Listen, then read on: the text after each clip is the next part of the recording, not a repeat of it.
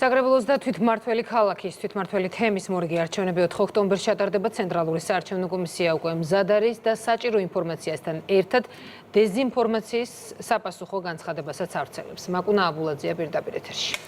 თვითმმართველობის არჩევნებამდე 3 თვით ადრე ცენტრალური საარჩევნო ადმინისტრაცია მუშაობის სპეციალურ რეჟიმზეა. იმისთვის, რომ საარჩევნო პროცესი სრულფასოვნად წარიმართოს, მათ შორის კანონმდებლობის შესაბამისად იყოს დაცული რეგისტრაციის ვადები და ლოგისტიკური ღონისძიებები CESCO აქტიურ საინფორმაციო კამპანიას ეწევა.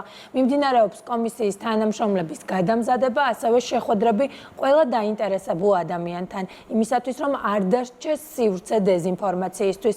ყალბი შეტევის სამიზნე CESCO აქამდეც არაერთხელ გამხდარა, ამიტომ ერთადერთი ბერკეტი საზოგადოებისთვის ობიექტური რეალობის მიწოდება. საარჩევნო ადმინისტრაციაში კიდევ ერთხელ განმარტეს, რა ვადებში უნდა გაიაროს საარჩევნო სუბიექტმა რეგისტრაცია. წლის მანძილზე დაახლოებით 4-ჯერ თუ 5-ჯერ საჯარო განცხადება გავაკეთეთ ყველა იმ პროცედურული დეტალის შესახებ, თუ როგორ ხდება საარჩევნო პოლიტიკური სუბიექტების რეგისტრაცია. აქ კანონმდებლობა განასხვავებს ორი ტიპის რეგისტრაციას.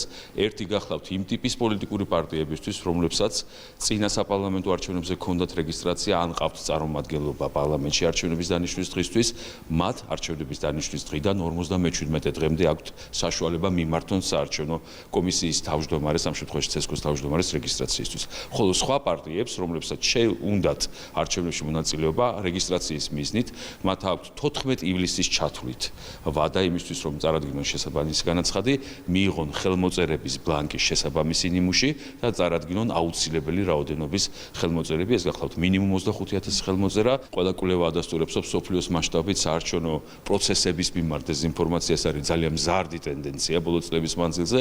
შესაბამისად, ჩვენ გვაქვს ერთადერთი საშუალება, რომ ამ მომრჩევლებს მივაწოდოთ ობიექტური, ზუსტი და ვერიფიცირებული ინფორმაცია, რასაც ცხადია საარჩევნო ადმინისტრაცია აკეთებდა და გააკეთებს კიდევ მომავალში.